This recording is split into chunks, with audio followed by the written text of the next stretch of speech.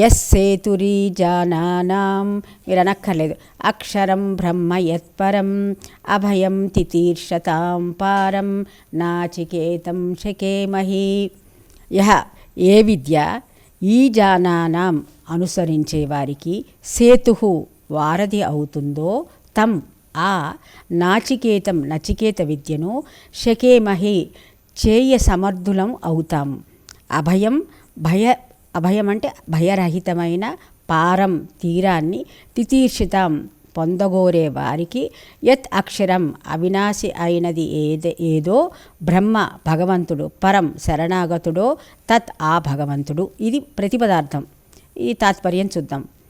అనుసరించే వారికి ఏ విద్య వారధిగా ఏర్పడుతుందో ఆ నచికేత యాగాన్ని నిర్వర్తించడానికి సమర్థులం అవుతాము.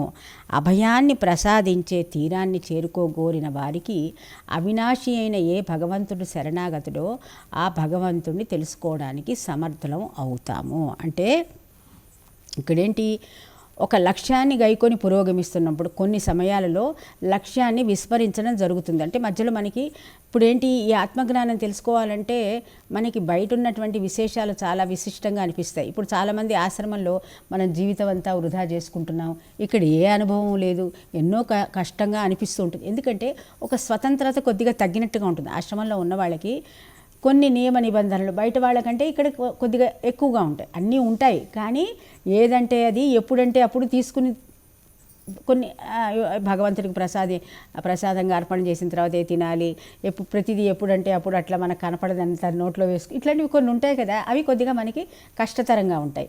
సో అటువంటివన్నీ కూడా మన లక్ష్యాన్ని, ఇక్కడ ఏ లక్ష్యం కోసం వచ్చాం మనం, ఈ పరమాత్మను తెలుసుకోగలిగేటటువంటి లక్ష్యాన్ని, దానికి మనకి వారధి ఏంటి, వారధి అంటే ఏంటి, మనకు ఒక బ్రిడ్జ్ని, అదేంటది, ఈ భగవంతుడిని తెలుసుకోవాలనేటటువంటి నచికేత యజ్ఞము, లేకపోతే బ్రహ్మజ్ఞానం తెలుసుకోగలిగినటువంటి యోగము, లేదా ఈ 5 అగ్నులని ఉపాసించటం అనేటటువంటి, ఇది అంతే మీకు అంత తిరకాసుగా ఉంటుంది, ఇదంతా తిరకాసుగా ఉంటుంది. వీటిని పట్టుకుని ఎవడైతే ఆ భగవంతుడు అవినాశి అయిన భగవంతుడిని తెలుసుకోవటానికి ప్రయత్నిస్తూ ఉంటాడో వాడికి రకరకాలైనటువంటి అవరోధాలు వస్తాయి. అవరోధాలు వచ్చినప్పుడు మనం వాటిని కొంతకాలం లక్ష్యాన్ని అశ్రద్ధ చేస్తున్నట్లు అనిపించినా, అంటే ఇప్పుడు చూడండి, మనం ఒక్కొక్కసారి ఇవాళ యోగం క్యాన్సిల్ అని అంటాం, లేకపోతే ఇవాళ క్లాస్ క్యాన్సిల్ అంటాం, లేకపోతే ఇవాళ పొద్దున్నే ఇంకేదో పెద్ద విపరీతంగా వర్షం వచ్చింది, అక్కడ వాళ్ళు ఇక్కడికి రాలేకపోతున్నారు, ఇక్కడ వాళ్ళు అక్కడికి, సో ఇవాళ అవరోధమే కదా అది. ఆ రోజు మనకి ఆ ప్రోగ్రాం జరగదు, లేదా హారతి ఇవ్వలేకపోతాం. సో అది ఒకరోజు మనకేమైపోతుంది, ఎవరో సాధనలో కొంచెం ముందుకు వెళ్ళిన వాళ్ళకు కూడా ఏమనిపిస్తుంది అంటే, ఒక 2-3 రోజులు హారతి ఎగ్గొట్టామనుకో, 4వ రోజు ఎందుకు ఇదంతా అక్కడ నిలబడాలి, ఒక అరగంట నిలబడాలి అనేటటువంటి ఒక ఇది వస్తుందన్నమాట. సో అటువంటప్పుడు మనం ఏం చేస్తామంటే, ఈ యజ్ఞయాగాదులు నిరంతరము గనక మనం చేసినట్లయితే అవి ఒక వారధిగా నిలబడి, అంటే ఆ భగవంతుడికి మనకి ఒక అనుసంధానంగా ఏర్పడి ప్రయాణం చేస్తున్నప్పుడు ఒక పడవలాగా, కరెక్ట్, నదిలో మనం ప్రయాణం చేస్తున్నప్పుడు ఒక ఊతం ఒక పడవని అనేటటువంటి ఒక సాధనాన్ని పట్టుకున్నట్టుగా వీటిని పట్టుకుని మనం ఆ భగవంతుడిని చేరాలి. చేరేటప్పుడు మనకి అనేకమైనటువంటి అవరోధాలు వచ్చినప్పటికీ అది మనం లక్ష్యాన్ని విడనాడరాదు అని ఇక్కడ ఈ మంత్రం చెప్పింది. అక్కడితో మనం దీన్ని ఆపుదాం. ఇంకా ఇవాళ 3వ మంత్రం. ఈ 3వ మంత్రం నుంచి ఇక్కడ యమధర్మరాజు అంత ఆత్మ గురించి, అంటే ఎవరికి వాళ్ళు తన గురించి తను తెలుసుకోవటం అన్నట్లుగా ఉంటుందన్నమాట. ఇది మీరు ఇది కూడా ఇట్లాగే కొంచెం అట్లా ఎక్కువ కథ రూపేణ ఉండదు కాబట్టి, బట్ జాగ్రత్తగా దీనిని మననం నిధిధ్యాసన చేస్తూ ఉంటే కనుక అద్భుతమైన రహస్యాలు మన మనసులో ఆవిష్కృతం అవుతాయి. ఎట్లా వేపాకు మొదట్లో తిన్నప్పుడు చేదుగా ఉన్న తర్వాత అది ఒక టేస్ట్ కలిగి ఉంటుంది. ఆ విధంగా ఉంటాయి అన్నమాట ఇవన్నీ కూడా. సో ఇక్కడ ఈ మంత్రం ఇది జీవితం ఒక రథ ప్రయాణం. ఒక రథంలో ఎక్కి మనం ప్రయాణం ఎట్లా చేస్తూ ఉంటామో ఈ జీవితం అనేది అటువంటిది అని చెప్పి ఇక్కడ యముడు నచికేతుడికి చెప్తున్నాడనమాట. సరే, మన మన జీవితంలోనే ఒక అద్భుత చిత్రణను ఈ 7 మంత్రాల్లో పొందుపరచడం జరుగుతుంది. అంటే ఇంకొక రాబోయే 7 మంత్రాలలో మనం ఇన్నాళ్ళు మన జీవితం అంటే మనకి ఎటువంటి అవగాహన లేకుండా ఎట్లా ప్రయాణిస్తున్నామో, అసలు ఏ విధంగా మనం మన యొక్క జీవితాన్ని గురించి మనం ఏ విధమైనటువంటి నిర్ణయానికి రావాలో అనేవి ఈ 7 మంత్రాలు చెప్తాయన్నమాట. అందుకని ఇది జాగ్రత్తగా వినండి. ఇది మేము 3వ మంత్రం, ఇవాళ 3వ మంత్రానికి వచ్చాం. దీనిని మీరు అనవచ్చు. ఆత్మానం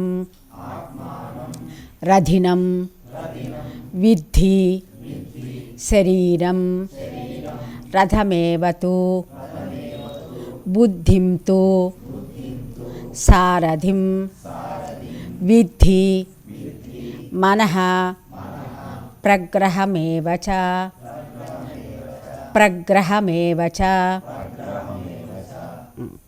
దీనికి అర్థం అదే మన తాత్పర్యం. ఆత్మ రధికుడు, శరీరము రథము, బుద్ధి సారథి, మనస్సు కళ్ళెము. సో ఇప్పుడు అర్థమైందా? మన భగవద్గీత కూడా ఇంతకుముందు చదువుకున్నాం కాబట్టి ఈ ఆత్మ అంటే నీవు ఎవరైతే, ఆత్మ అంటే అర్థం చెప్పాను చాలాసార్లు, ఎవరికి వాళ్ళు నేను అనుకోవాలి. నేను అంటే ఈ శరీరం అనే ఒక నేను, లోపల మనస్సు అనే ఒక నేను. ఆ మనస్సులో విశేషాలు కూడా నీకు తెలుస్తున్నాయి కదా. నేను చాలా బాధగా ఉన్నాను, సంతోషంగా ఉన్నాను, హాయిగా ఉన్నాను అని మనసులో జరిగే విశేషాలు కూడా తెలుసుకునేటటువంటి ఇంకొక నేను కూడా ఉన్నది. అంటే ఆ నేను అంటే ఎవరికి వాళ్ళు ఏదైతే ఉందో, అన్నిటినీ తెలుసుకొని సాక్షి మాత్రంగా ఏదైతే ఉందో అది ఈ శరీరాన్ని నడిపిస్తున్నది. రధికుడు అంటే మనం ఏంటి, నడిపించడం అంటే ఏంటి, ఈ శరీరాన్ని ఒక రథం అన్నాడు. రథం అంటే ఏంటి, ఇక్కడ ఒక బండి, ఒక కారు లాంటిది, లేకపోతే ఒక ఆటో లాంటిది, ఒక స్కూటర్ లాంటిది, ఒక రిక్షా లాంటిది. ఈ శరీరం చూడండి, మనం కూడా ఈ శరీరాన్ని నడుపుకుంటూ ఒక చోట నుంచి ఒక చోటుకి వెళ్తూ ఉంటాం కదా. సో మనం అప్పుడు ఎప్పుడు ఏం గుర్తు చేసుకోవాలి, మనం కాదు, మన బండిని మనం నడిపించుకుంటూ వెళుతున్నామని స్పృహలోకి రండి. ఇప్పుడు చూడండి జాగ్రత్తగా, ఇది అంటే ఇవన్నీ దేనికి మనకు సహాయం చేస్తాయి? ఈ శరీరము నేను నిజమైనటువంటి నేను కాను అనేటటువంటి ఒక భావనకి, ఒక సత్యానికి మనని దగ్గరికి చేస్తాయి. అందుకని మనం ఏమనుకోవాలి, మనం ఒక చోట నుంచి ఒకటికి వెళ్తున్నామంటే, నేను ఈ శరీరం అనేటటువంటి ఒక బండిలో కూర్చుని, లేకపోతే ఒక మోటారులో కూర్చుని ఒక చోటు నుంచి ఒక చోటికి వెళుతున్నాను. ఇప్పుడు ఇక్కడి నుంచి కిచెన్లోంచి ఇక్కడికి దీన్ని నడుపుకుంటూ ఈ శరీరం అనేటటువంటి ఒక రథం అంటే బండి, ఆ బండిని నడుపుకుంటూ ఒక చోటకి వెళుతున్నాను. తర్వాత ఈ శరీరము ఒక రథము. దానికి ఇప్పుడు రథం ఉంది, కారు ఉంది, కానీ ఆ కారుని నడిపేవాడు ఉండాలి కదండి. నడిపేవాడు లేనిదే ఆ కారు నడవదు. అట్లాగే ఈ శరీరాన్ని నడిపేవాడు నేను నడుపుతున్నాను కాబట్టి నడిపేవాడు ఆత్మ అంటే నేను. తర్వాత దానికి ఇప్పుడు చూడండి, ఈ రథాన్ని ఇష్టం వచ్చినట్టు నడపకూడదు మళ్ళీ కదా. ఇప్పుడు రోడ్డు మీద మనం కారులో ఎక్కి డ్రైవ్ చేస్తున్నాం, కారులో ఎక్కి స్టీరింగ్ చేస్తున్నప్పుడు మొదట్లో మనకి తెలియక అటు ఇటు పోతే గుంతల్లో పడిపోతాం, లోయల్లో పడిపోతాం, ఒకడికి యాక్సిడెంట్ చేస్తాం, మనం యాక్సిడెంట్ చేసుకుంటాం, నానా గొడవలు అయిపోతాయి కదా. లేదా మన మీద పోలీస్ కేసు అవుతుంది, ఎన్నో రకాలుగా అయిపోతాయి దాన్ని సరిగా నడపటం రాకపోతే. అట్లాగే ఈ శరీరం అనేటటువంటి రథము సరిగా బుద్ధితో కూడి నడపకపోతే ఏమవుతుందంటే అది యాక్సిడెంట్లు చేస్తుంది, లేకపోతే ప్రమాద హేతు అవుతుంది, లేదా అనేక జన్మలకి కారణం అవుతున్నది అని వీడు చెప్పకనే చెప్తున్నాడు.